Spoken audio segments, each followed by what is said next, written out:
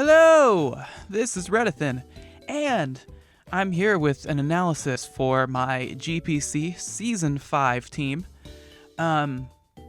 Before we get into all that nice juicy analysis, let me go over the rules of the format. You probably know what the rules are if you're watching this video. But if for some reason you don't, basically you have 100 points. You have 100 points at the start of the draft, and each Pokemon is worth a different amount of points based on how usable they are, determined by the admins. So the highest one is Mega Latios at 20, and the lowest are pretty much all NFEs and Little Cups, Little Cup Pokemon. So yeah, so pretty much you have to have at least 8 Pokemon in your team. The max is 12. So you just kind of have to budget your points. So you can have the best team possible while also being able to kind of like balance out the kind of have like a good team balance. So you don't end up with like 4 great Pokemon and then like 4 just Pokemon. So yeah, this it has a whole new level of strategy and kind of forces you to use some lower tier Pokemon that may not normally get some use. So I really like it, and I had a lot of fun kind of figuring out some cool little niche Pokemon to put on my team. So yeah, I don't think there's anything else to say. So let's just get right into it. So the first member of the Tennessee Tynamos is Mittens the Mew. Now Mew is very misunderstood. Yes, it does everything. Like it literally does everything. Like it learns every TM, every move tutor move, and all that. But Mew is not fantastic, and I understand that. And I drafted it knowing that. However, like I said, it is the Pokemon that can really fill any role on your team. Like it can be a defogger, it can be a stall breaker, it can be a special or physical sweeper. It sets up as well, so it can be a pretty good boost passer since it gets baton pass, and among other things. I don't really want to spoil everything I've planned for it because there's just so much you can do with it. So I want it to be like a surprise every week, and that's really where it shines. And if it's forced into a defog roll or something, it pretty much defeats the purpose of it. So if there's a hole on my team against my opponent that needs to be filled, Mew will fill that, and it will fill it very well. There's Mew round 1, and for my second round, I chose Vape God, the Mega Altaria. And while Mew is the glue of the team, I consider Mega Altaria to be like the star of the team. So like this is Mew is the Pokemon that I'm building my team around. However, Mega Altaria is like the main focal point of this team. Like offensively, it's very, very good. It has very hard hitting stabs on both the physical and special size. It's really the only viable fairy type that has access to both powerful fire and ground moves in Fire Blast and Earthquake. And of course it gets Dragon Dance and Agility. That I mean, when you think of Mega Altaria, that's really what comes to mind first. Its speed, it's only like an 80 speed, which isn't the greatest. However, of course, with the speed boosting moves and Dragon Dance and Agility, it becomes one of the most fearsome sweepers in the game, just because of that pixelate making its fairy type moves just ridiculously powerful. And at the same time, it also resists Aqua Jet, Sucker Punch, and Mach Punch. So even if you have like a strong priority attacker, chances are you won't be able to touch Mega Altaria. So I consider Mega Altaria one of the best setup sweepers. But not only offensively, but defensively, it is fantastic too.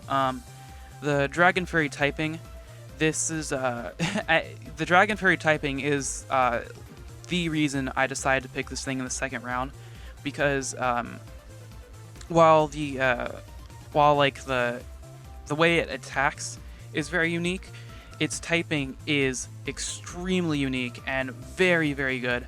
It has 7 resistances, 1 immunity, of course being Dragon type, HP of 75 with defenses of 110 and 105.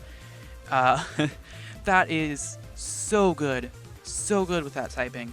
And it also gets Cotton Guard, Roost, Heal Bell, and Perish Song, and even like a pixelated boosted Body Slam. So you can run a defensive set just as well you can run like an offensive sweeping set. So like if it's not, if you're facing this thing and it's not sweeping you, it's walling you. So yeah, Mega Altaria, so glad to have you, Vape God. And to complete the Dragon Steel Fairy core, in the third round, I picked Excalibur the Skarmory. Skarmory, there's not really much to say about Skarmory. However, like I said, it completes the Dragon Steel Fairy core, and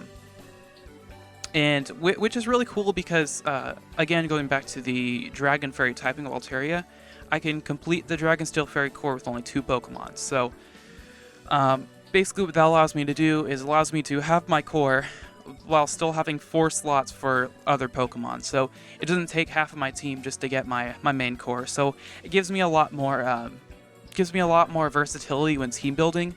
That's pretty nice. Of course, with Mega Altaria and Skarmory, they resist each other's weaknesses except for ice, which is really cool. But anyway, like I said, I chose the third round because I felt that it fit my team substantially better than any other like defensive walls out in the draft pool.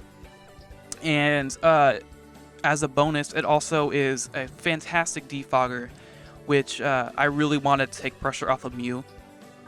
2 things of why I love Skarmory as a wall. Its defense, its physical defense is naturally so high that allowed to kind of make it fully specially defensive.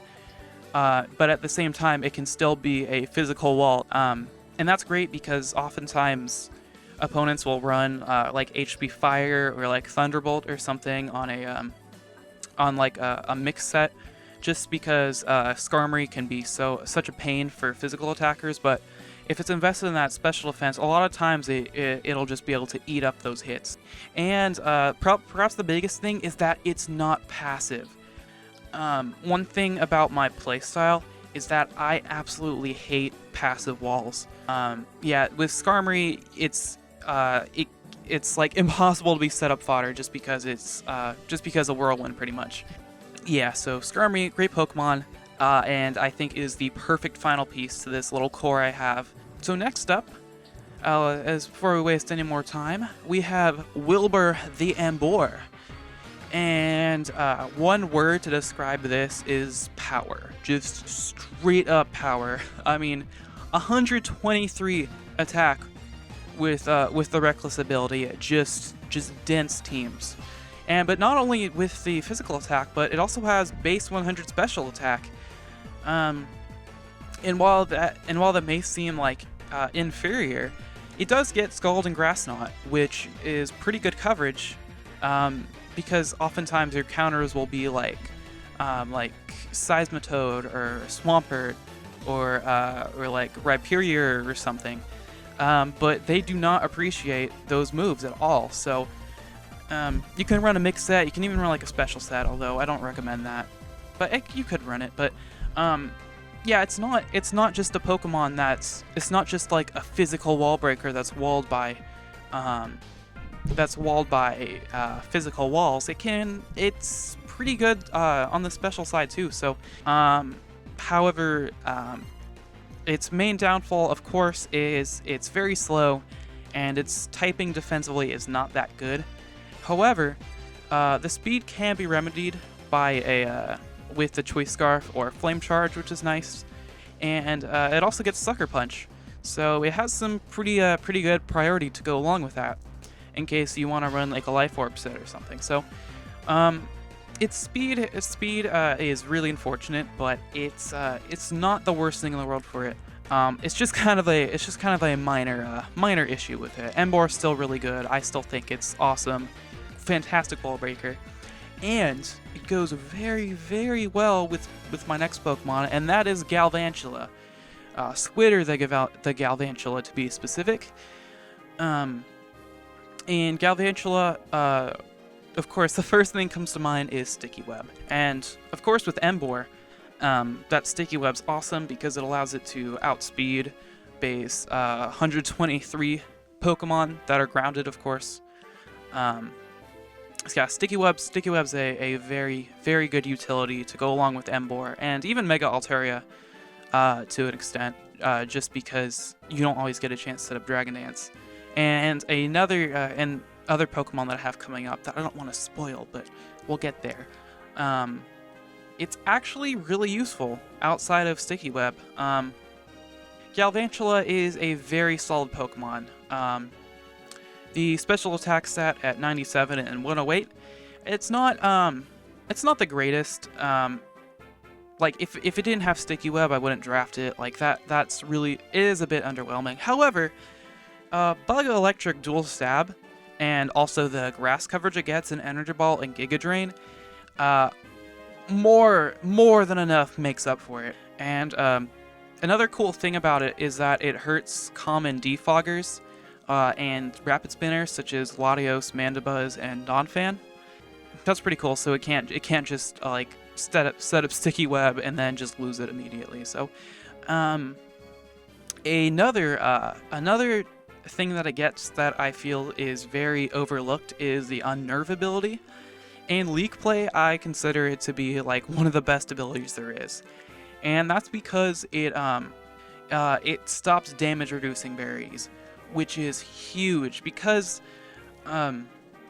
oftentimes with Pokemon with 4x weaknesses such as Gyarados or Rhyperior or Swampert or Gastrodon, all stuff like that, they'll run like the berries to kind of remedy those 4x weaknesses. However, with Unnerve, they can't do that. I just love that. I think that is such a good ability. I think it's a great pickup for 8 points, and I'm pretty excited to use this thing. I think it's really gonna do work this year. So yeah, let's go to the next Pokemon, and that is Jaboon the Lantern.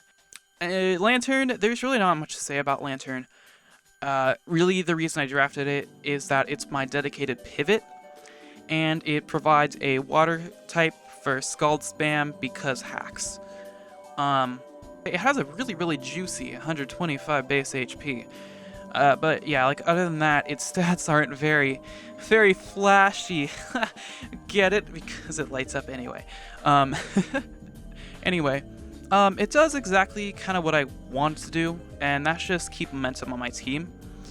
And it does that because I noticed when I was during the draft that I noticed my team had a really bad weakness to Bolt Beam and Hurricane users such as like Tornadus T. However, when looking at my options, I noticed Lantern's typing allows it just to completely wall those Pokemon.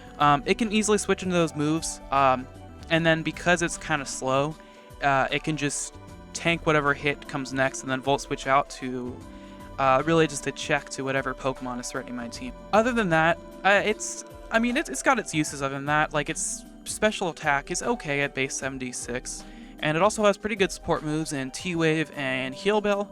It's not the greatest, like it's it's like NU for a reason, but what I need it for, it does very well, and I'm happy with that. So next up, we have a Pokemon that works very well with Lantern, and that is Sassy Pants the Sneasel.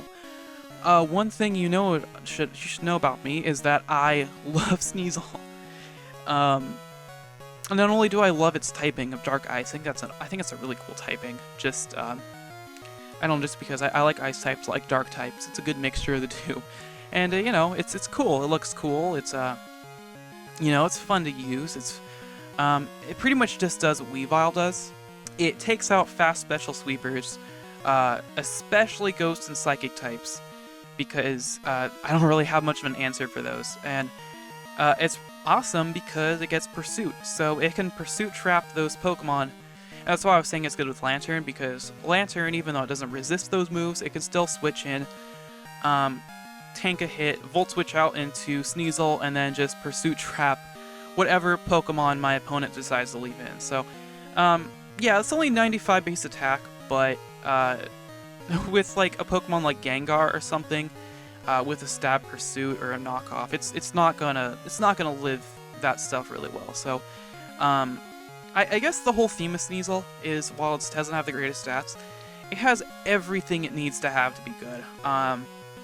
It gets Dark, Ice, and Fighting coverage, which is near perfect. The only Pokemon that does not stop that is Azumarill, and it even gets Poison Jab for that. So, I guess that's really all there is to say about Sneasel. But yeah, it just synergizes with my team very well. It's nice to have something speedy, considering my team at this point is very slow. I might go as far to say this thing could be my MVP, and that's a very bold statement, I know, but I mean, it's very underrated. So next up, we have Licky Licky, and Shoe Nice Licky Licky. Thumbs up if you get that reference. Love me some Shoe Nice. But, so Licky Licky is basically the fat pink blob of this team, because what's a Pokemon team without a fat pink blob? However, it is half the price of Blissey and Chansey, which is awesome. Of course, it is not as bulky. We all know that, but it fills the same role, which is really what I wanted it to do, and that is Wish, Protect, Heal Bell. Of course, unlike Blissey and Chansey, though, it can be an offensive threat. It's 85 attack stat, any special stats, pretty good, and it gets some of some of the best coverage out of like any Pokemon. I'm not gonna list them all because there is just a laundry list of moves that it gets. It gets a move of like most of the types in terms of coverage, and that's really why I wanted it. Specifically, not like I want to specifically over Chansey and Blissey just because of that, other than the point difference. But like I said with Skarmory, I hate walls that are passive. So with Licky Licky, you get a wall that's maybe not as great at walling stuff as Chansey and Blissey are, but in exchange for that, you get a Pokemon that can actually hit stuff and actually do damage. So. Licky Licky, it is down in PU, but it is good. Like, let me just reiterate that. Licky Licky is good. So, don't sleep on Licky Licky. I think it's going to be fantastic. So, let's just go right to the next Pokemon now, which is King Chip, the Nidoking, aka Chip the Ripper. I almost went into your crocodile alligator rap, but I didn't. Lucky for you, the viewer. This was a late pick. It was really off my radar initially, but after going through my team, I made a great decision. Because not only does it have the poison type, which I really needed because fairies hurt my team at the time of picking this, it's also a ground type, which I wanted because I had trouble I had trouble dealing damage to electric types. Nidoking does both for the price of one team slot. It cleans up very well. It gets Sucker Punch for faster Psychic types that might try to KO it, which is really nice. It's a nice thing to have. Because its speed isn't the greatest at 85. However, I think it's just perfect for my team because the things that Emboar can't touch, usually Nidoking can touch pretty well. So it's a great 1-2 punch. In some scenarios, sometimes you're going to use Nidoking over Emboar, sometimes you're going to use Emboar over Nidoking, and sometimes you're going to use them together. And that's really, like, if Emboar doesn't touch your team, Nidoking will. So, on top of that, it pairs fantastically with Mega Altaria because it destroys the Fairy and Steel types that threaten it too. Nidoking, welcome to the team. You are fantastic. You are going to be awesome. Nidoking, like Sneasel, is one of my favorite Pokemon of all time. Like, it really is. And, next up, we're going to go with Flurry the Misdreavus. And a lot of people may look at this pick and say, oh, it's just a throwaway pick. It's only 2 points. Why would you ever need Misdreavus? But that couldn't be farther from the truth. Honestly, the only reason I think Misdreavus is 2 points is just because nobody has really tried it, and therefore no one knows how good this thing actually is. Its stats don't seem that great. However, with Eviolite, of course, since it's a pre-evolved Pokemon, it can be pretty bulky with Will-O-Wisp as well, of course. And it also gets 3 immunities, and fighting, normal, and ground, which is fantastic. But really where Misdreavus shines is its support move pool, which is really, really, really good. It gets Mean Lick and Perish Strong, which in League format I think Perish Trapping is awesome. Just because there's sometimes going to be Pokemon that you just have nothing to deal with, and then you can just bring in Misdreavus and essentially just take it out, just like that. So you got that Perish Trapper. You can run Thunder Wave on it, just to cripple stuff. Gets Destiny Bomb, Memento, Foul Play, just a whole bunch of really, really good like niche moves that you might need. And also what it does is it can be a fabulous stall breaker with taunt, and it's base 85 speed, which isn't actually that bad. So I can kind of take the pressure off of Mew for that kind of role if I so please. So Misdreavus, it's only 2 points, but it's just another Pokemon that gives me options. So yeah, Misdreavus, welcome to the team. I think Misdreavus, my goal is to move Misdreavus at least worth 1 more point than what it already is. So Misdreavus, you go get him. You go get him, girl. So next up is Hillary the Sceptile, and this was a value pick. I feel only 4 points, but what Sceptile does is that it covers like the final bit of coverage that I needed that I didn't get with Nidoking and Emboar in terms of like wall breaking, and Sceptile is great to stop those bulky waters. So yeah, I wanted a powerful grass type for my team, and Sceptile fills that pretty well. Base 105 special attack with like a Stab Leaf Storm is going to hit very, very hard. And I also wanted a speedy Pokemon because my team is somewhat slow, and Sceptile does that too because it is so crazy fast. Other than that, that's mainly what Sceptile's for. Of course, unlike most grass types, it gets the coverage so it's not walled by like steel types with Focus Blast, and it among other stuff, it can run mixed. So it's not just like a one-trick pony like many grass types fall, especially offensive grass types, fall victim to. So that's very, very nice. I can. And of course, you got like the fun, gimmicky Unburden strategies, which never cease to be a good time. So, yeah, Sceptile, not much to say there. It does what it looks like it's gonna do. There's really no hidden value to Sceptile. It is what it is. So, a good pickup, I felt, and I think that it's gonna do some work. It might not see as much time as my other Pokemon, but I'm sure it will have a place on my team at some points. So yeah, welcome to the team, Hillary.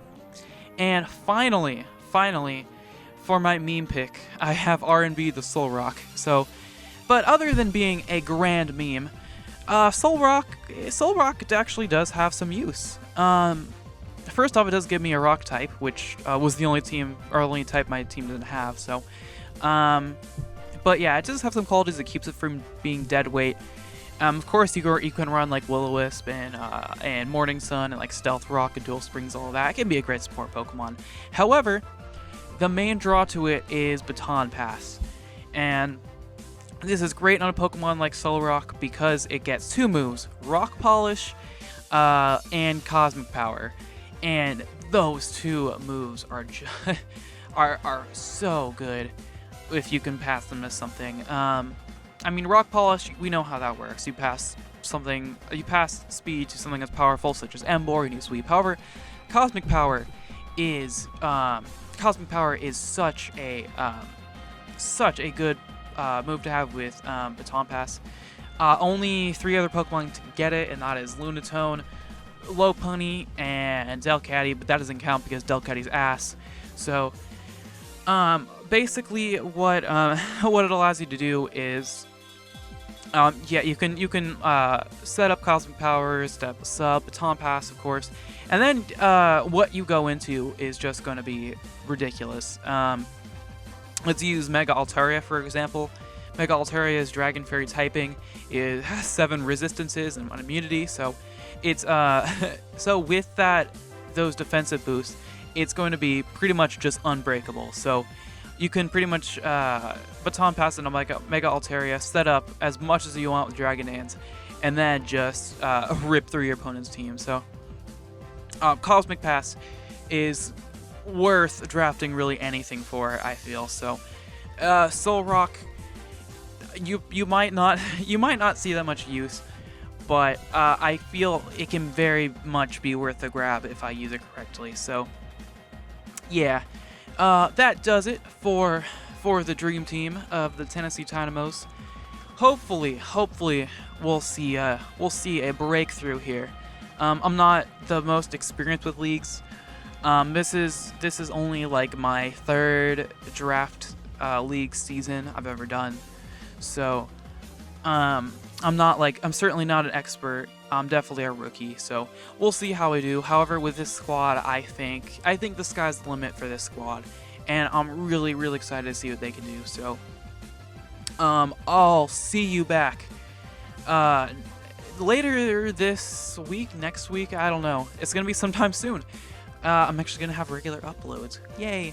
But first round of the GPC season, or the first week, and I'm very excited for that. So I'll see you next time, hopefully. Thank you so much for watching and making this far, and goodbye.